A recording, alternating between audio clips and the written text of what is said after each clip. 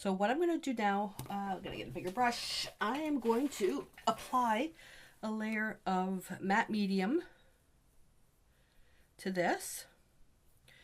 And it's only to help the paint flow because wood is very, very porous. I didn't sand this. You can also use extender for this as well. And this I can go right over the edge. It'll just add extra strength. The decoupage medium is enough.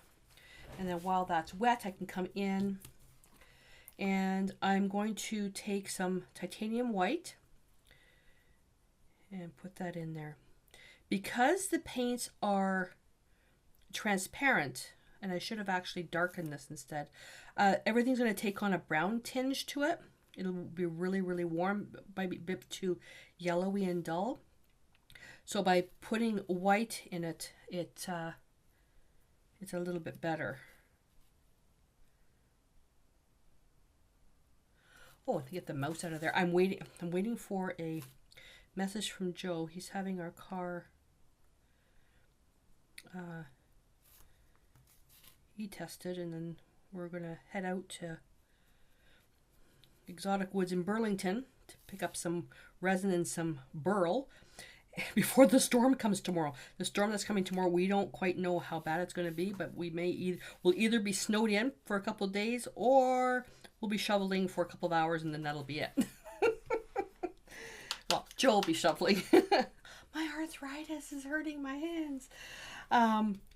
So that's that. Okay, so you can continue on while the paint is wet. I'm going to take a little bit more matte medium and go right in here.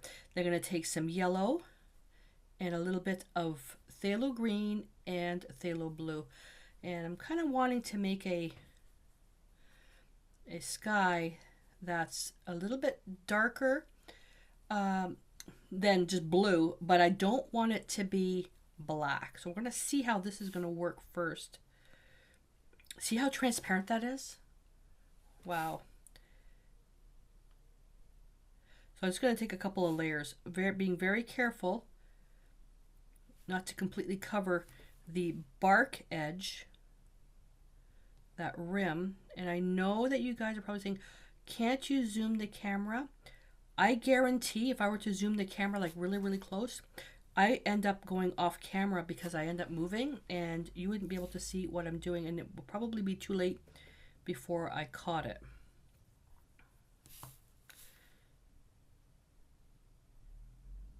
It was easier when Joe was doing the filming for me.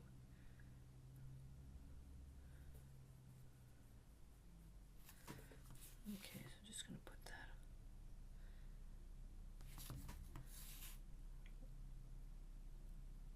It's too quiet in here.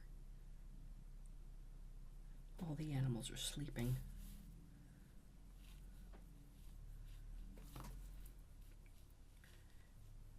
There we go. Okay, so that's nice and dark. I think when I want that even a little bit darker, so if I go a little bit more blue, because we had the matte medium on there as well. A little bit more blue. Oh shoot, don't do that, Gisele. And I'm using the matte medium only as an extender. You don't have to use it. See, and then another layer. And if you can at all, let each layer dry in between. If you don't want to work it wet on wet. I want to work it wet on wet. But if the paint tacks up, and it's happening right here, look, it's picking up the paint, which is actually kind of cool, that effect. It's picking up the paint, so you need to let that dry. But I like that effect. So now I'm just adding layers and layers and layers, and I may bring in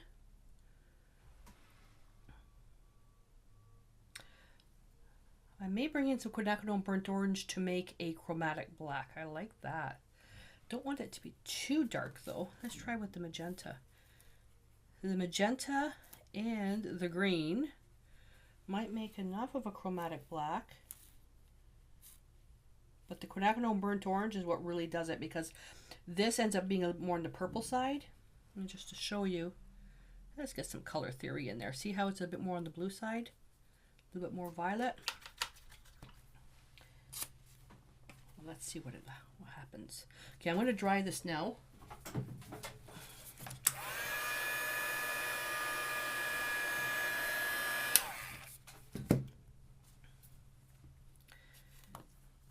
let's come in.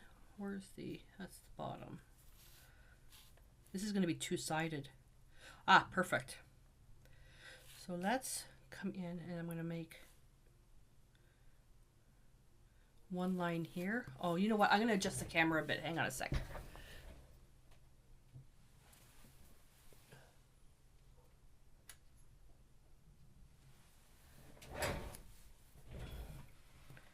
Hopefully it'll go off camera.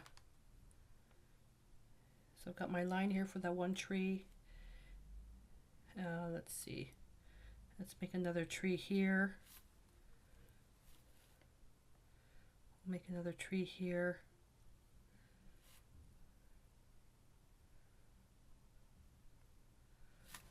Okay, so like that. And take the little brush on. This is brush a little bit big. I need some water on there.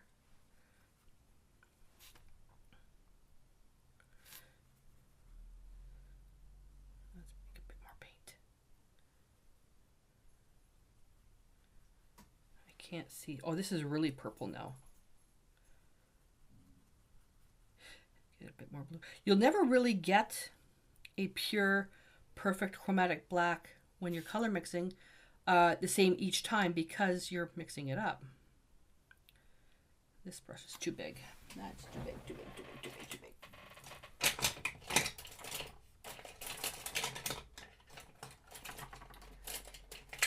Let's try a little tiny round brush.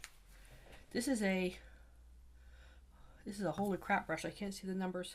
A 10-0. Okay, so let's go up here.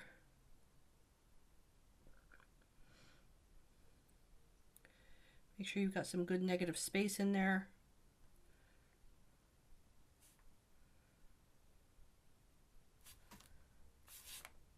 Okay, maybe the stamping would have been a little bit easier.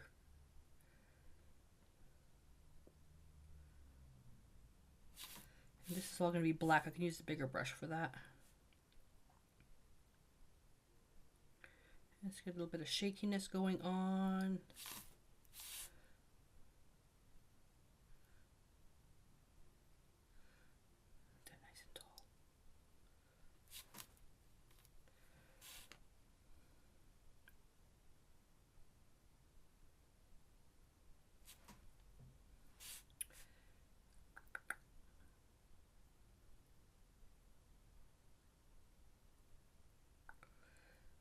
This is really small. Holy moly.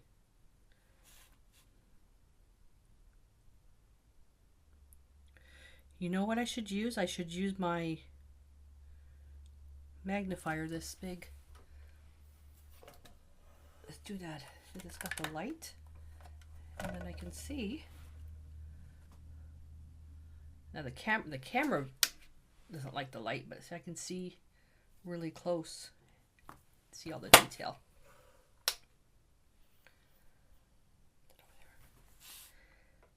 That's what I should be using.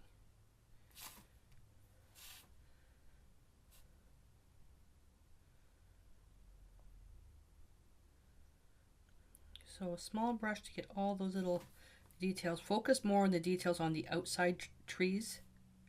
Don't worry about the inside part.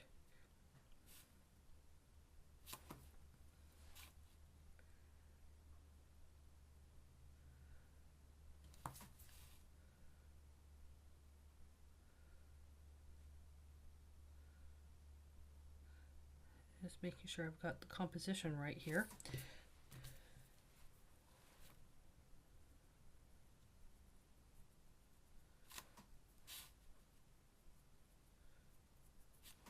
And then just take the bigger brush and just paint the bottom. So again, you can do this on coasters. It ends up being really, really nice.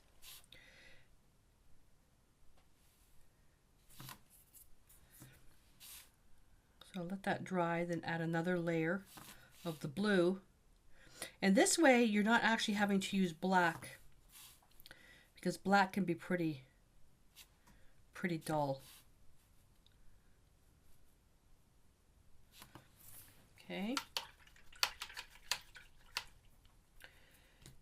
going to take the small brush, the other small brush.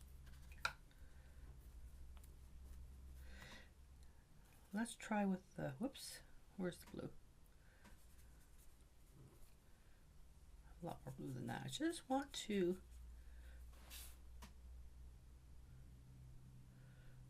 darken it at the top a little bit.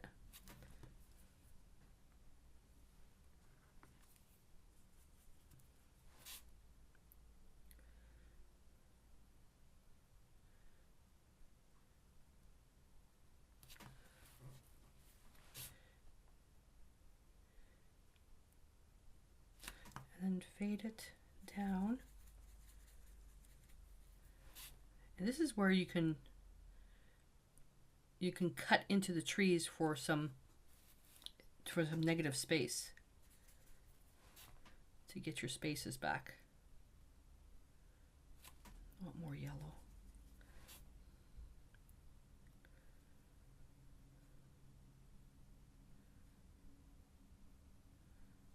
Just to get a little bit of that Aurora Borealis look to it. It's going to be like super minimal on that. It's too small.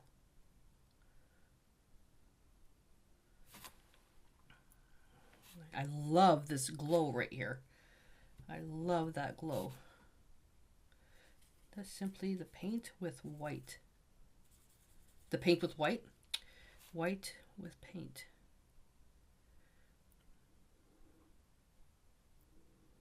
This could be the moon, could be anything. So I'm going to see if I can replicate that. See, I'm just cutting in.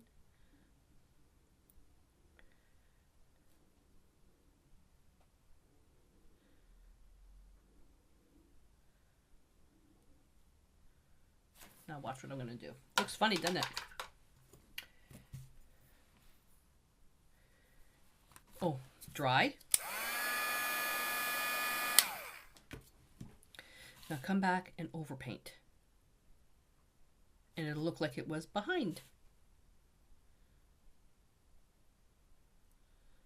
Try not to cover all the white up.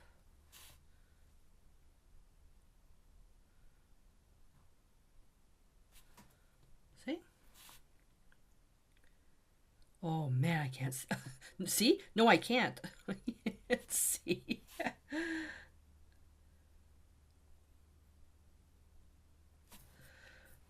This is really small. Yeah, I think I'm going to have to start using the magnifier. I've got a magnifier on my table for doing little soldering and stuff like that, but it's the glass is only this big. It's really tiny. And let's just bring in a little bit more. Where's that dark?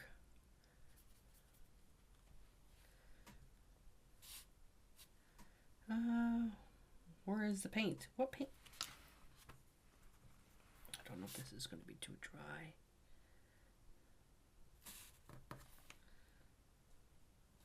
And I'm just darkening the edge a little bit to kind of contain it, like a vignette.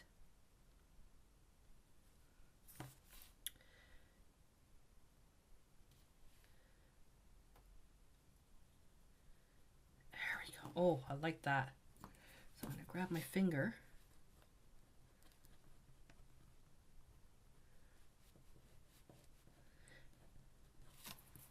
It is so pretty. It's like a little cloud going by. And you can basically just, you know, build it up as much as you can. I need to darken this down here a lot more. And see this part here that's kind of light? I'm going to leave that because that kind of looks like water or a reflection of water. But you can get the idea of what these can be used for. Just try not to make your trees all the same height. I do need to offset this. I don't want my tree to be tall in the middle.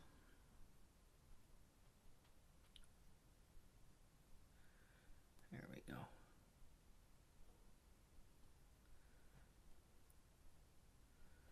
That should be okay.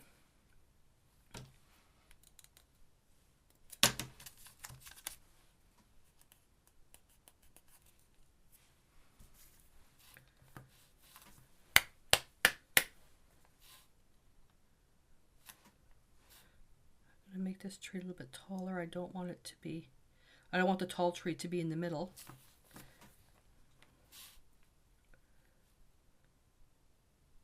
I've got to shine.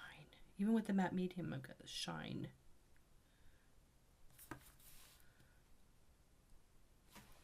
There we go. So now we have a little silhouette set up in here. Let's just make a little bushy here, something a little taller. And then it's a matter of just drilling it and then varnish. So what I did on the other side is I just painted that. And just to give you another idea how different color that you can use. So you can use, this is where it's dark, and then you can use this here. What I thought I would do with this one here, I would try the stamping. So we'll dry that. And I'm going to go get a stamp pad and we'll see how stamping would work on this. Flip that over. And I want this one here. Again, don't hate me because I'm not a pro at stamping. I haven't got a clue what I'm doing half the time when it comes to stamping. I want to make it double-sided. And I think I just double stamped it by accident. Oh! Wow, look at that. That's gorgeous. That. Okay, boom, done. I love it. I love it. I love it. Okay. Stamping is much better than painting small. All right, I'm going to clean my stamps. Clean my stampa. The other thing that I want to do is that with this, what I haven't tried yet, and I think it's okay, is where the tree is that I want to darken the bottom a little bit. The only thing is I don't know what the paint's what's gonna happen when I paint over the ink. I like that. So let's take a little bit of blue. So this is becomes a two-sided pendant.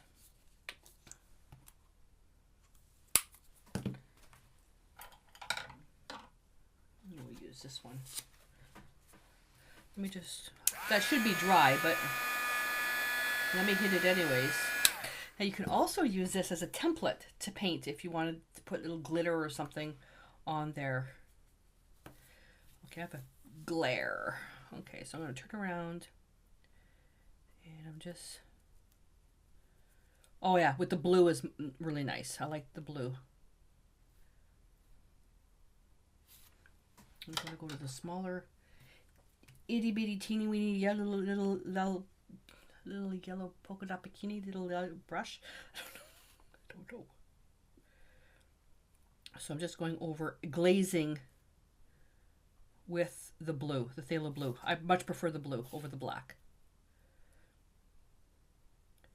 Frick, this is small. But you know what I'm not doing? My hands aren't shaking. Now this one missed. Let me just fill that in a little bit. Give me more transparent. This is, and I think this is a stamp that I got with the Ranger alcohol inks, because I use their alcohol inks in my resin jewelry as well.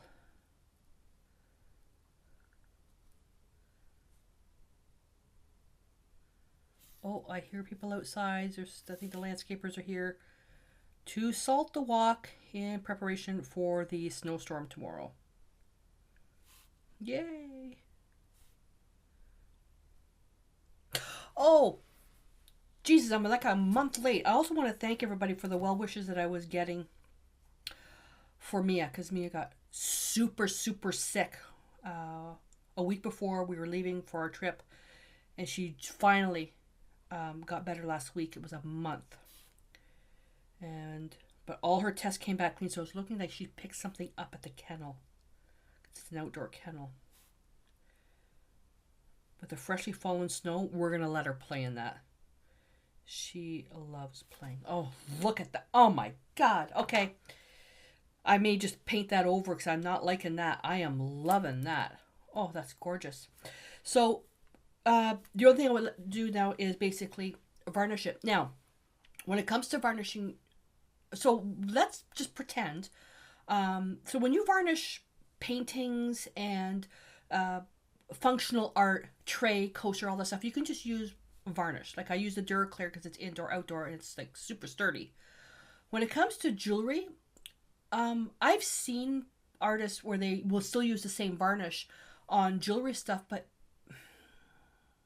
the stuff hasn't been tested and it's not intended for that use for, you know, varnish next to your skin. So I'm not an expert on this. You would have to contact the manufacturer of whoever makes your varnish.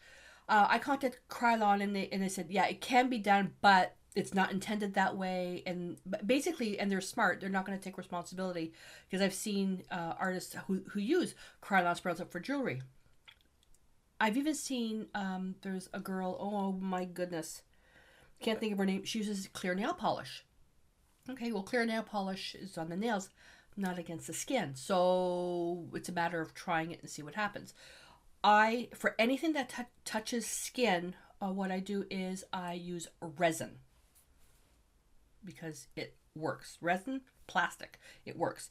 But if you were going to take this, and that's it, regardless, let's say you're doing this on watercolor paper, whatever, if you're going to inset it into a bezel or collage it onto a piece of wood, you're fine. Problem is with wood against skin, it's a little bit rough. I'm just going to paint on my boobs. So with varnishing, you need to do a little bit of research with whatever you're using. So, but for just general purpose use, regular varnish is fine.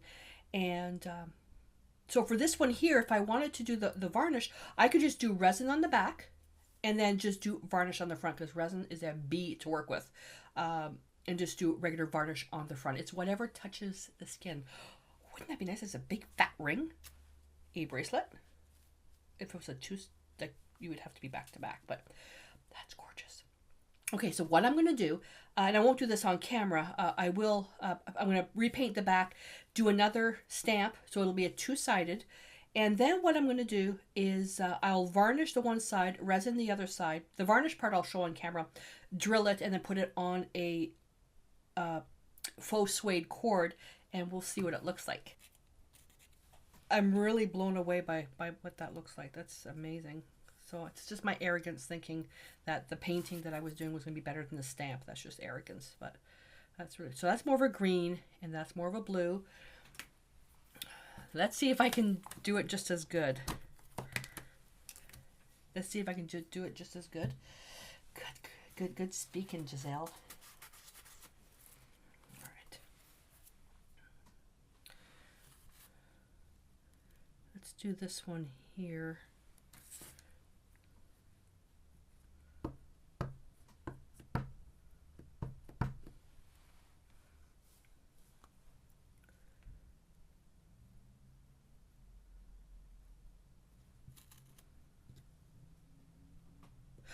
I could also have used acrylic paint instead of a stamp. You could also do this on paint, put it onto a gel plate. Pull straight off. Oh, look. What the heck is that? What the heck is that? Oh, that's part of another tree. Okay, that's fine.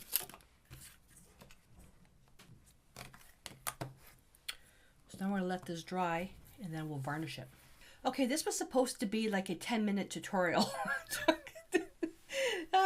Okay, to finish it. So I wanted to bring out some extra pieces just to give you options.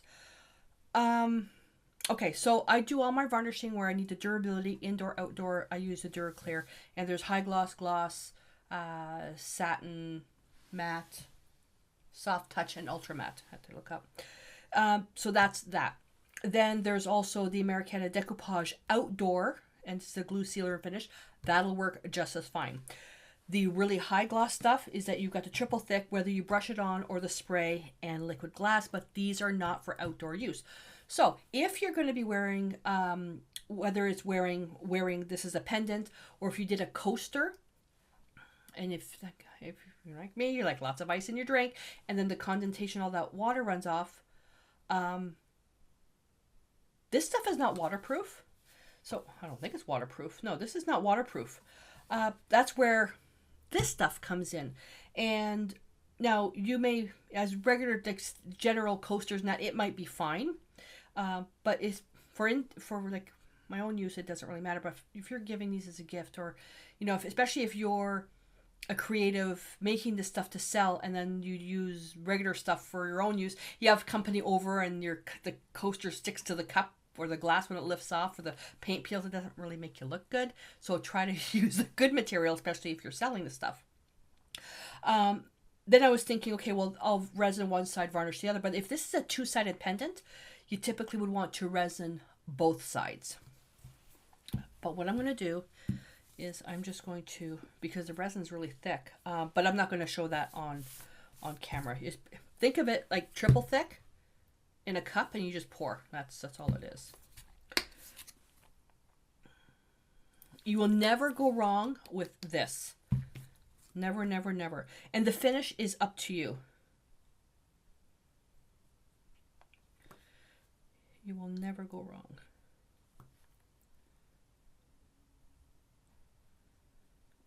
Now, and this stuff may very well be safe for skin. I don't know. And how really would you test that? How would you test that?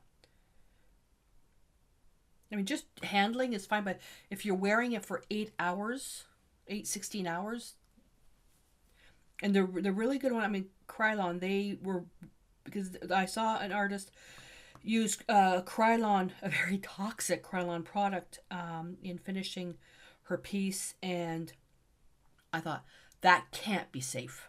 That just can't be safe. I'm sorry. So I contacted them, and yeah, it's not something they recommend. Oh, and you know what else? So see this little piece I just varnished both sides? Stupid me. I could always just leave it, not like that, on the side, not like that, but basically like that. You could take they're downstairs, push pin where you would, if you're going to drill a hole up here for an eyelet, you put push pin, and the push pin can hold it up like that. If you're just doing it as a coaster, then just do one side at a time. I think I've shown the other wood discs on camera a few times.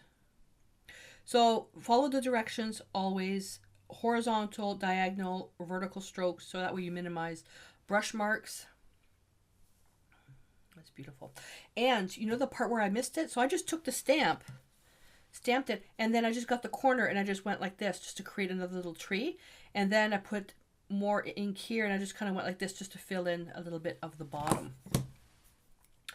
So that's that. And then I took my sander and I sanded around the edge, so I got my bark back. And then once that's dry, I'll also come in and varnish this as well. Now, if you're making this for yourself and you always wear your necklaces on your clothing, regular varnish is fine. I'm talking for skin to piece contact. Like if I was wearing it up here, I would use resin, because I don't know if this has been tested for that type of use. That's gonna fall.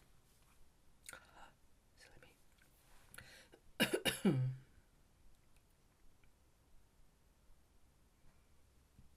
and I'm going to shut my door, and I'm going to put a box in front so chaos can't open the door. Alrighty. So that's not going to take very long to dry. I will come back and I would do, how many layers can I do? It doesn't say how many layers I can do. And this doesn't yellow, by the way, which is really, really good. I would say probably about 5 to 6 layers. So if you see those decoupage trays where they've got like super high gloss, it's the same thing, but you just have to let each layer dry. So thin, even layers, because the more layers you add, the more light that goes through, and which reflects it, making more luminescent. So it's the same thing for something like this. So if you're doing a canvas, any finish you want, a coaster, use an indoor-outdoor just to be safe. That way you won't damage it.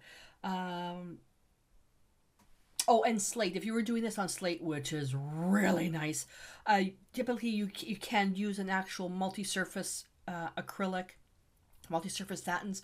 I don't even know if patio paints would work, but you want to make sure you use the sealer made for stone. I don't know if this can be used on stone, but it's polyurethane, so it should be able to be used on anything. That's it. All right, so I will see you back when this is finished, and we're going to drill a hole. Probably not going to show the drilling on camera because if I make a mess, then I don't want to show the video. No, I'll show the drill it, and then we'll put a cord on it. All right, so I'll see you in a bit.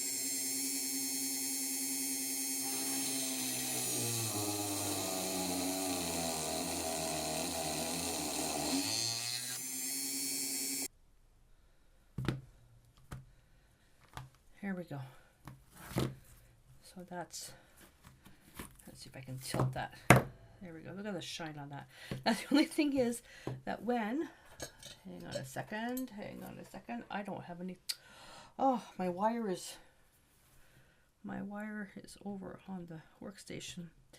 The only thing is that when I drilled the hole, I didn't even check to see how I painted it. This one was on a bit sideways. It'll still hang okay, but it's a bit wonky.